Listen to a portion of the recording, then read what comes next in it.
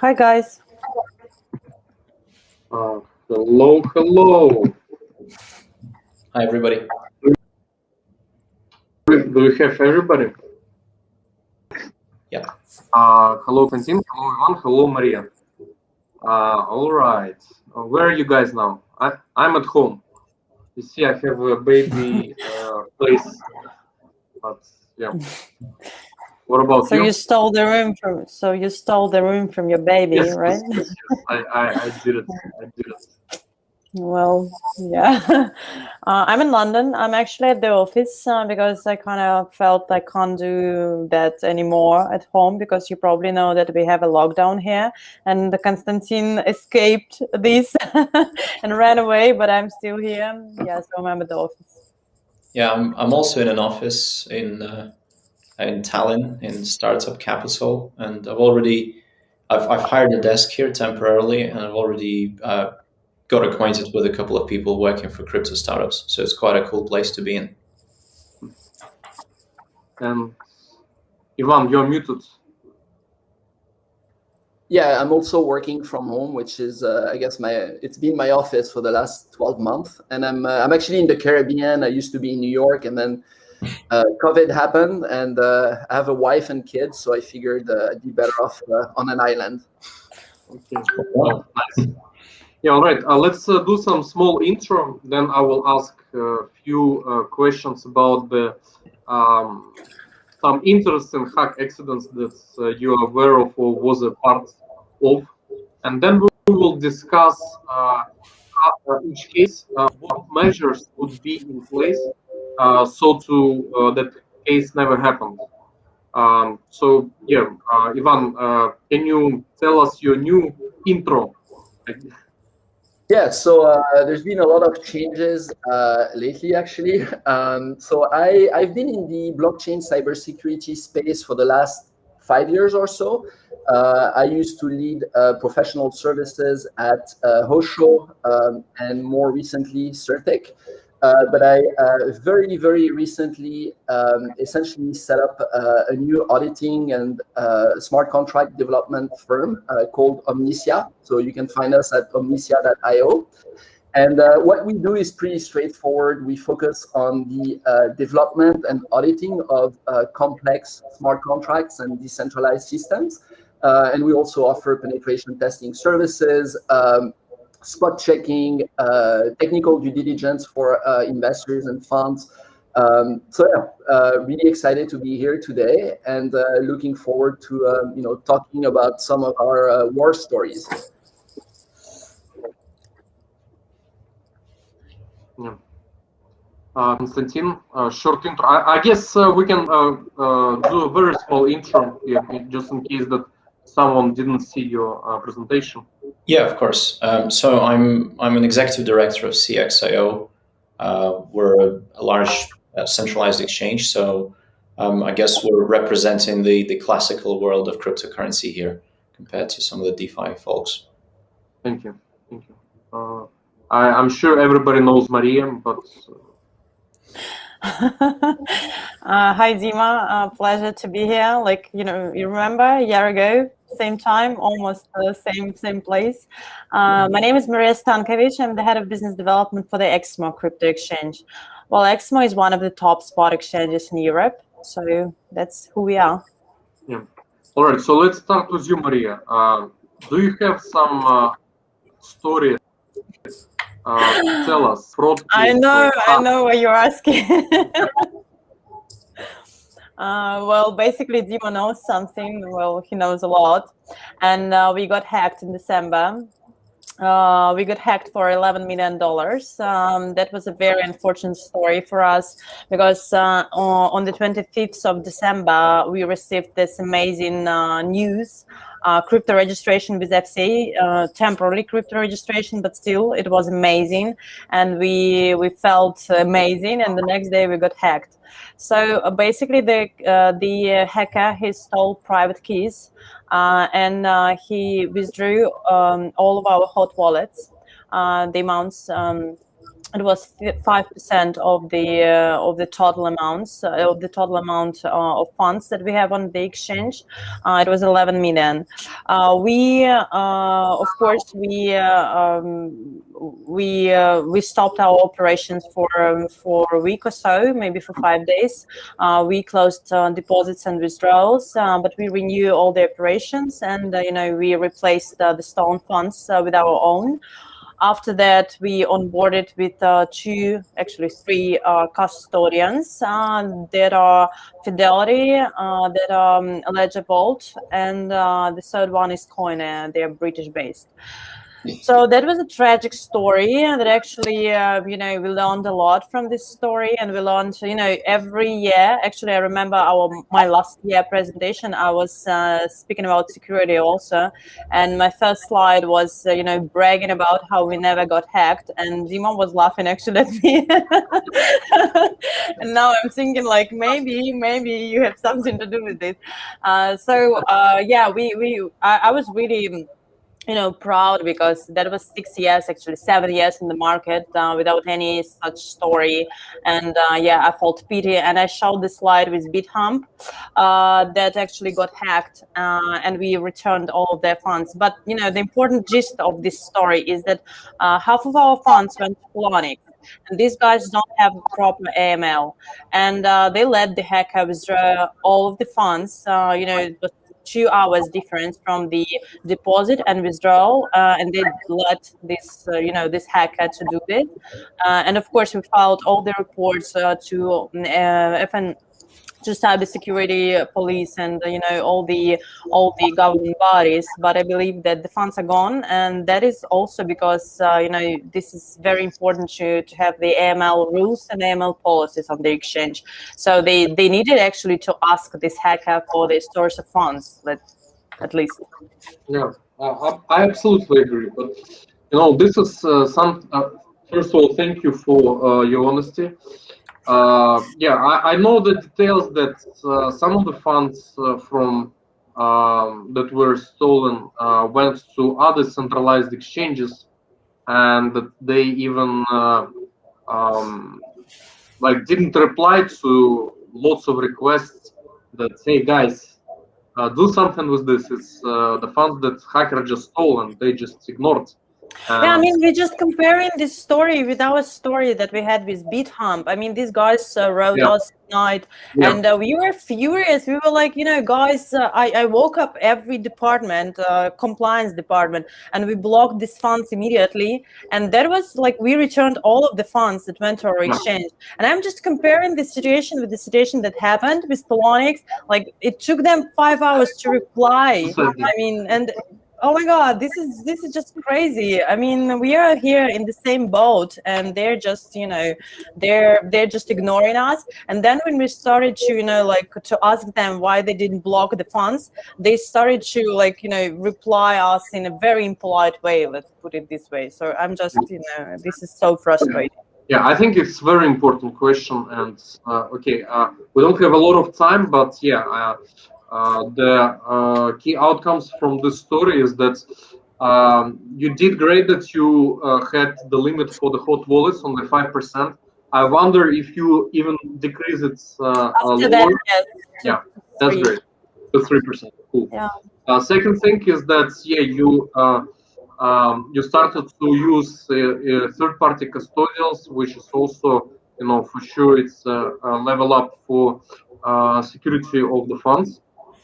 And third, yes, we all see that there is a very big need for new, tool that is working with all the exchanges, and that if something happens like this, if there is, a legit, request from exchange or from any other DeFi project, whatever, to immediately block some funds, then there should be a tool that's notifies all the exchanges and that they do press this button. Absolutely. Yeah, of course, we all understand the crypto is about that everybody has to send anything. There is should not be any repression, but the justice is somewhere in if you want the justice, then you need to fight with scammers and fraudsters. Absolutely.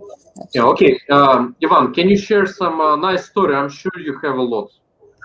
So I have a lot of stories, but I don't think we have a ton of time. So I'll just maybe speak to one particular story. It's actually it's a common client of ours, Dima, and I'm not gonna name them because I don't want to name anyone. But this was kind of a typical audit. We were contacted by a client. Worked with them. Did a really good job on the audit, found a lot of major critical findings, worked really closely with them. They addressed all the issues and remediated everything right away. We gave them the audit report. Everyone was really, really happy. And then, 2-3 days later, I get an email telling me that this particular project got hacked and that $30 million were drained. And so, of course, when that happens, and audits are not, bulletproof. Like engineers may sometimes, miss things, and this happens. We went back, looked at the audit, and really couldn't quite understand what happened. And so we worked through the night to really kind of figure out how this had all worked, and so replaying the attack with our security engineers. And so we actually realized that the code that had been deployed was not the same code than we had audited. It was very, very similar, but essentially what the attacker had done was inject malicious code prior to deploying the smart contract. And so what that allowed them to do is essentially exploit that bug to essentially drain the contract. And so this really speaks to, I think, the space and how audits are necessary and useful to the project, because the idea of an audit is that you're going to really raise the security standard of your work, and we're going to help you identify obvious bugs. We're going to help you identify edge case scenarios that are a lot harder to identify. We're going to help you optimize your code so you don't, it is gas efficient and makes sense for people to use. But ultimately, the responsibility of the deployment is never that of the auditor, because the code is not ours, and we wouldn't be able to take on that much liability. But it is very important for investors, token holders, anyone really that interacts with these contracts, to make sure that the code that has been deployed and that is live is actually the code that has been audited, if it has been audited. And so I think some of the lessons learned, and one particular spin of that story is that that particular project had actually outsourced the development of the contract to a third party. And that third party had outsourced the development of that specific module to another third party, or actually a contractor. And what we found over the 2 months that kind of followed that hack is that this particular individual had actually developed smart contracts for quite a few projects out there and had planted bugs in all of them. And so, it's great that we were able to actually identify the culprits and talk to the clients that had worked with them.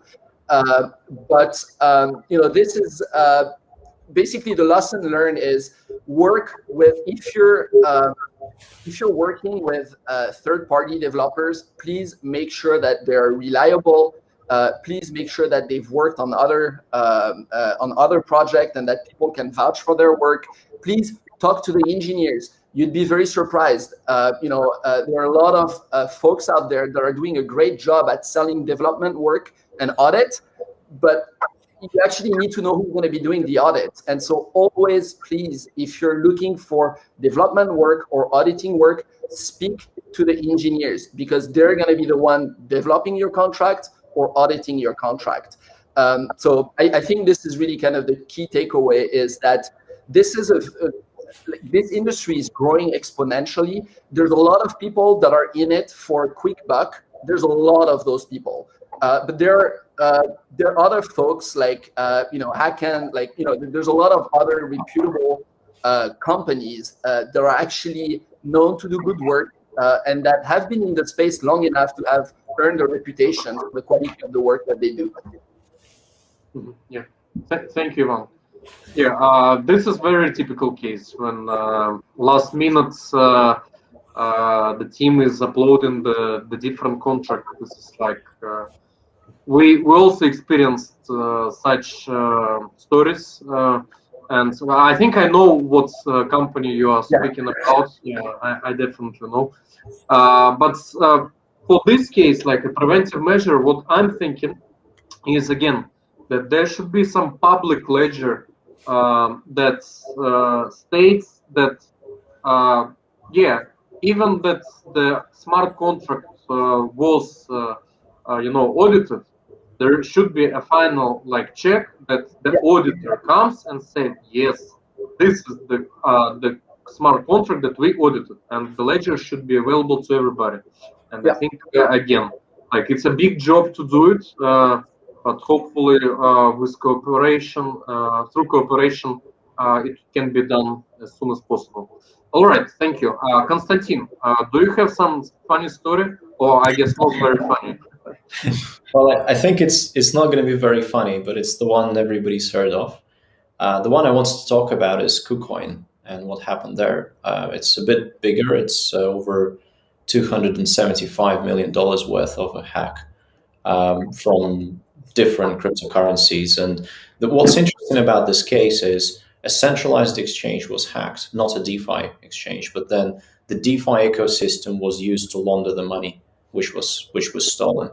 And this is, I think this, it's kind of an open question. It's not a story, it's an open question. What do we do about this? What should we do about this? The story that Maria told us was two centralized exchanges or multiple centralized exchanges.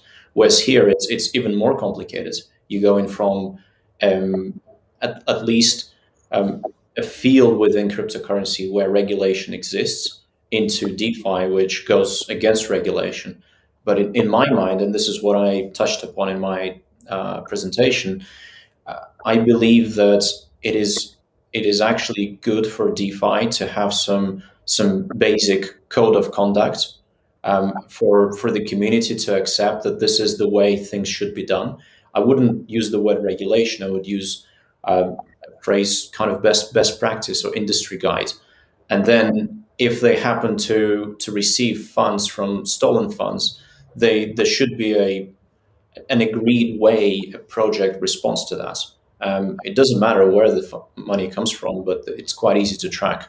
I mean, it doesn't matter who owns the wallet, but it's very easy to track where the money came from. So that's the story I wanted to highlight. I think it's quite interesting to connect. Yeah, thank you very much, Konstantin. You're actually very hot topic.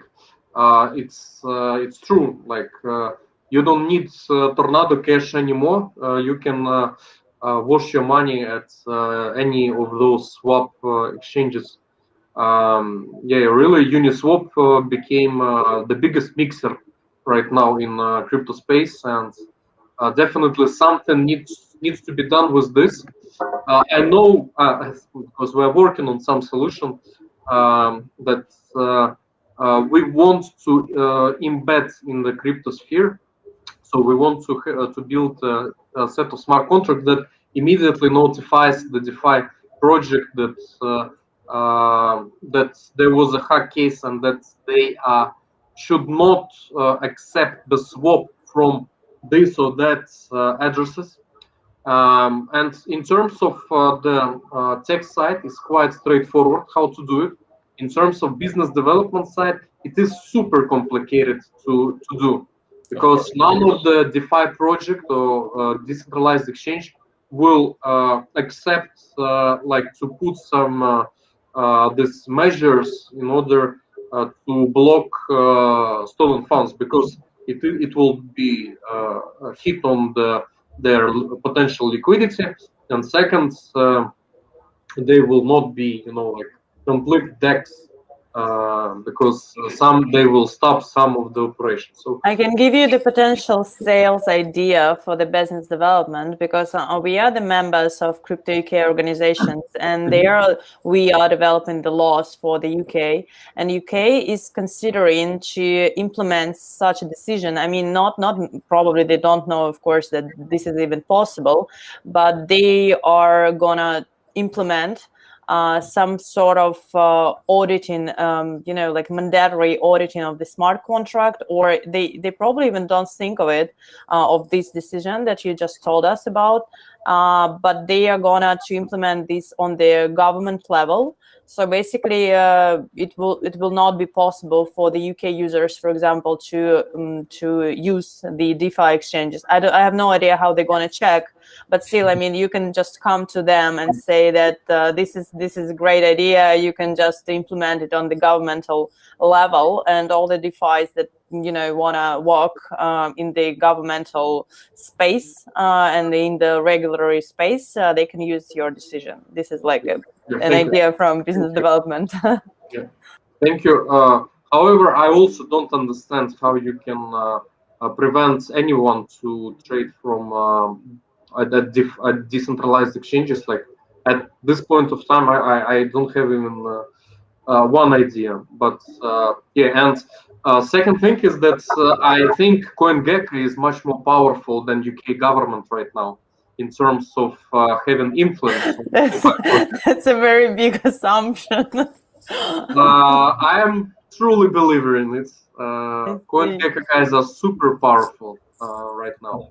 If they put some, red flag on this or that DeFi platform and say that this platform is used as a mixer to launder money, I think people will avoid this exchange. All right. So we have just a few minutes left. I guess last words.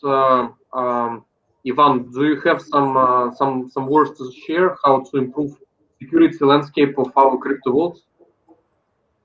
Yeah, no, I mean, with regard to the CoinGecko trust score, or in general? No, in general, how to fight with hackers. I mean, I think a lot of the solution. Yeah, I mean, I think a lot of the solution that you discussed are a valid one. It's very easy to blacklist addresses, and everyone knows what these addresses are. If there's a hack, where just follow the money essentially, and being able to essentially blacklist these addresses so that the attacker cannot go on a centralized or decentralized exchange to essentially dump whatever they stole is obviously something that is useful, and some exchanges are doing it, but not everyone is doing it. So there is the need for having like more of a universal standard as to how people essentially try to combat these attackers. I mean, so we don't do a whole lot of work with exchanges at the moment, and hopefully we will do a lot more. But I think being transparency, I think, is everything. And so, like you said, if players like CoinGecko could essentially provide more transparency as to what the exchanges and projects are doing. Like what steps are these guys taking to make sure that their systems are sound and safe, and not just saying, hey, it's safe, because there's a lot of I've been in this for 5 years, and there's a lot of projects, a lot of team that will essentially use audit reports or penetration testing report as PR. A lot of them will just want to get it so that they have a stamp of approval.